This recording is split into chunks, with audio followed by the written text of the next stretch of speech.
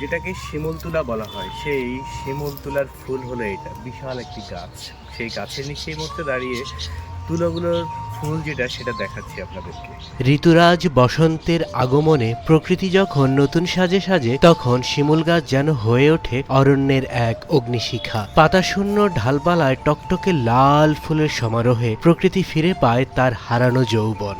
আমরা ছোটবেলায় এই গাছগুলো প্রচুর পরিমাণে দেখেছি, বর্তমানে আস্তে আস্তে এই গাছগুলো হারিয়ে যাচ্ছে, সামনের দিকে হয়তো আরো হারিয়ে যেতে পারে। গাছের নিচে ঝরে পড়া শিমুল ফুলগুলো দেখে মনে হয় কেউ যেন যত্নে এক রক্তিম গালিচা বিছিয়ে রেখেছে। এই মনোভোলা দৃশ্য যে কোনো পথচারীকে থমকে দাঁড়াতে বাধ্য করে।